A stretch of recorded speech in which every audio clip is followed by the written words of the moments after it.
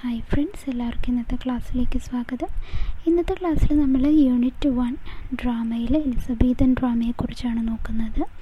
അപ്പോൾ നമുക്ക് പെട്ടെന്ന് ക്ലാസ്സിലേക്ക് പോകാം. 16th സെഞ്ച്വറിയുടെ ആരംഭങ്ങളിൽ ഇംഗ്ലണ്ടിൻ്റെ പ്രത്യേകത എന്തായിരുന്നു എന്നാണ് നമ്മൾ നോക്കുന്നത്. ഒന്നാമത്തെ കാര്യം, interest in classical Roman literature. 16th സെഞ്ച്വറിയുടെ ആരംഭങ്ങളിൽ പഴയ റോമൻ അല്ലെങ്കിൽ ലാറ്റിൻ ലിറ്ററേച്ചറിൽ ആളുകൾ കൂടുതൽ ഇൻട്രസ്റ്റഡ് ആയി തുടങ്ങിയിരുന്നു. പ്ലാറ്റസിൻ്റെയും അതുപോലെ തന്നെ ടെറൻസിൻ്റെയൊക്കെ കോമഡീസ്, സെനക്കൻ ട്രാജഡീസ്, ഇതെല്ലാം ആളുകൾ വായിക്കാൻ തുടങ്ങിയ കാലമായിരുന്നു. രണ്ടാമത്തെ കാര്യം, university education became A fashion.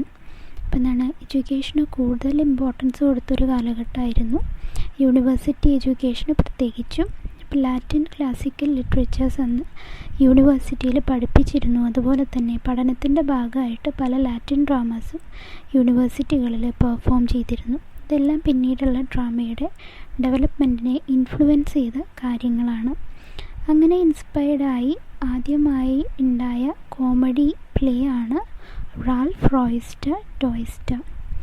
Latin ലിറ്ററേച്ചറിൽ നിന്നും ഇൻസ്പയർഡായി ആദ്യമായി ഇംഗ്ലീഷിലുണ്ടായ കോമഡി പ്ലേ ആണ് റാൽഫ് റോയ്സ്റ്റർ ഡോയ്സ്റ്റർ. നിക്കോളാസ് ഉഡലാണ് ഇതിൻ്റെ ഓഥർ.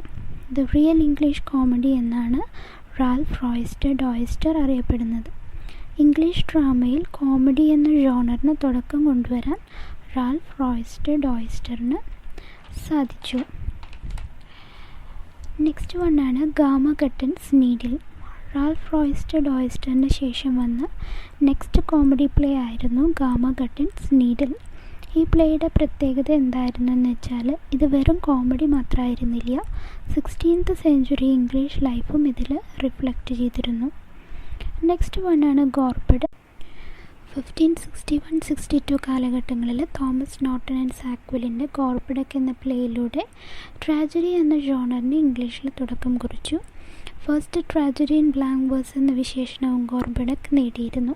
ഈ ഡ്രാമാസ് എല്ലാം ക്ലാസിക്കൽ മോഡലിലായിരുന്നെങ്കിലും ചെറിയ മാറ്റങ്ങൾ വരുത്തിയിരുന്നു. പ്രത്യേകിച്ചും ഗോർബഡക്കിൽ ക്ലാസിക്കൽ എലമെൻസിൻ്റെയും ഇംഗ്ലീഷ് എലമെൻസിൻ്റെയും ഒരു ബ്ലെൻഡായിരുന്നു ഗോർബഡക്. എന്തൊക്കെയായിരുന്നു ഈ എലമെൻറ്റ്സ് എന്ന് നോക്കാം. 1. Unity of time and place.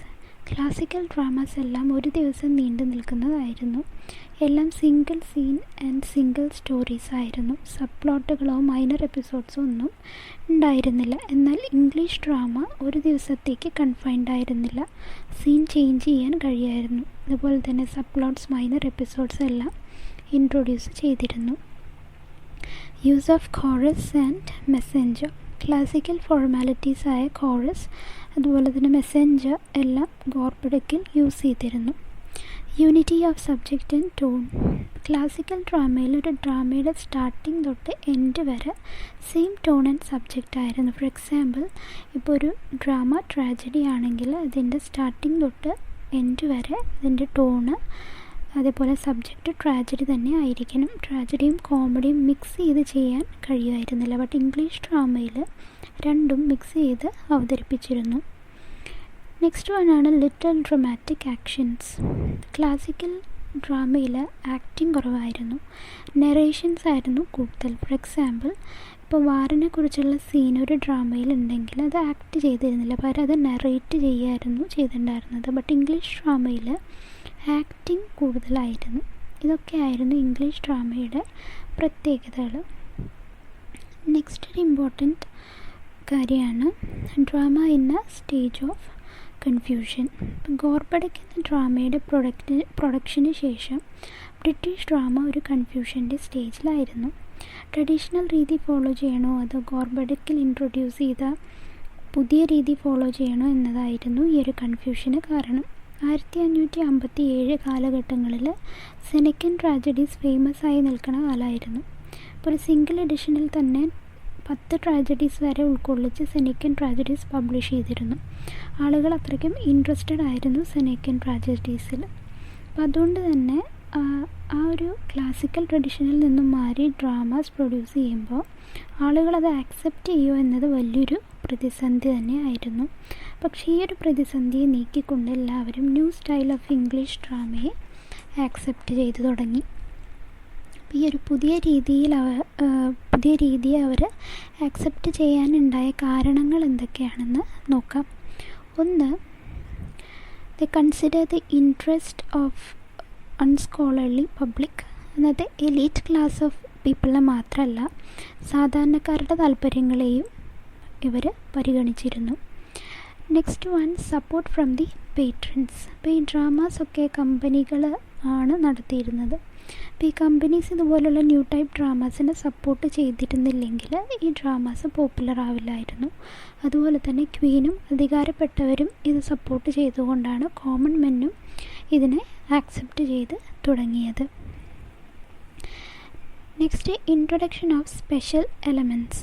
അപ്പം തന്നെ സ്റ്റേജ് ട്രിക്സ്, അതുപോലെ magical elements, sub plots, action scenes, അങ്ങനെ അന്ന് വരെ ഡ്രാമയിൽ ഇൻട്രൊഡ്യൂസ് ചെയ്യാത്ത പല എലമെൻറ്റ്സും ഇംഗ്ലീഷ് ഡ്രാമയിൽ യൂസ് ചെയ്ത് തുടങ്ങി. ഇത് ഓഡിയൻസിൻ്റെ ആകാംക്ഷയെയും അതുപോലെ തന്നെ ഇൻട്രസ്റ്റിനെയും എല്ലാം വർദ്ധിപ്പിച്ചുകൊണ്ടിരുന്നു.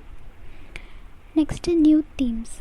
ബൈബിൾ കാത്തലിക് തീംസിൽ നിന്നെല്ലാം മാറി പുതിയ തീംസ് കൊണ്ടുവന്ന് തുടങ്ങി. ഇതെല്ലാമാണ് ഇംഗ്ലീഷ് ഡ്രാമയുടെ ആക്സെപ്റ്റൻസിന് കാരണമായത്. ആളുകളുടെ ഈ ആക്സെപ്റ്റൻസിൽ നിന്നാണ് എലിസബത്തൻ റൊമാൻറ്റിക് ഡ്രാമയുടെ തുടക്കം.